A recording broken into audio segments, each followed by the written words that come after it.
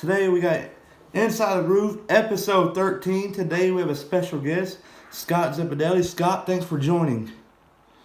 Oh, you're welcome. Glad to talk to you.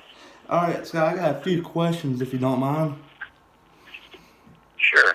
All right, okay, first, how did you get into racing in the first place? It's kind of a family affair, sort of say.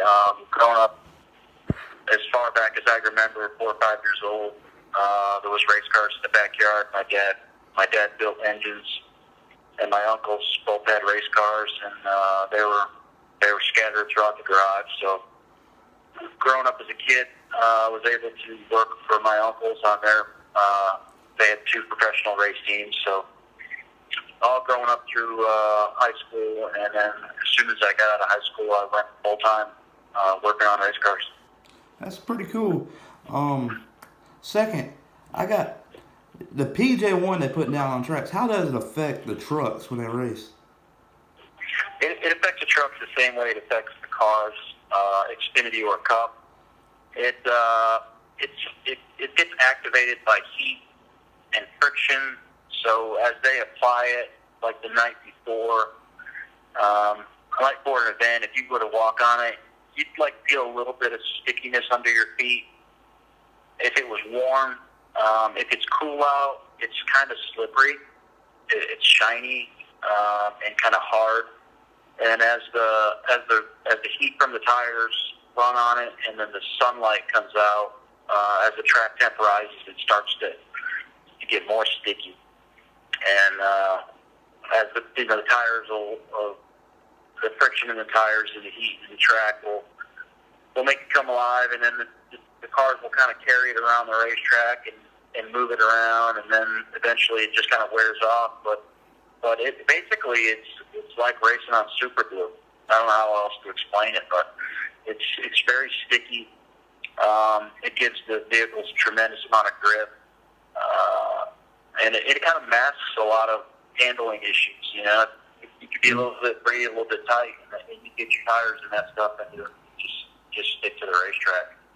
All right, last, heading into Michigan in a week, a good track for you. What's your expectations of a good run there?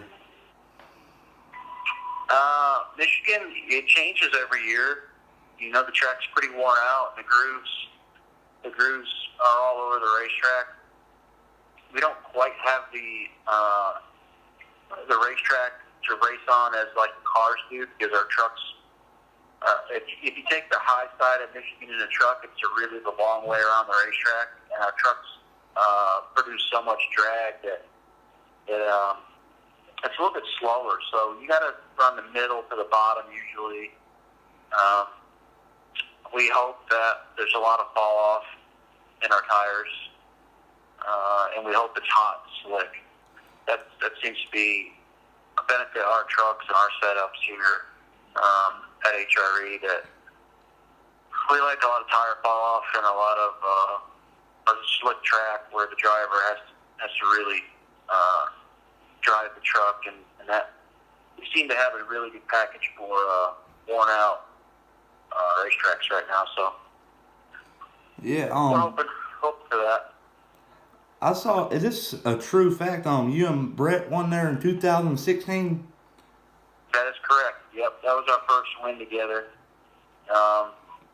And that was a dogfight. We ran top 3, 4 all day long. We had some bad pit stops early in the race. We came from the back, but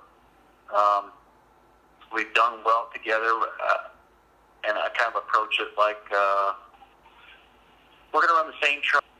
We're going to run the same truck there as we raced last week at Pocono, which we had a really good truck. We've won a few races with it this year at other tracks. There'll be some draft in there. Guys will have their trucks trimmed out really low to the racetrack for speed, but I think we have a lot of grip in that package, so we're looking forward to getting there. All right, thanks for joining the show, Scott. This is a big deal for the show. I just can't thank you enough for joining. Hey, my pleasure, and best of luck to you. Best of luck to you, too.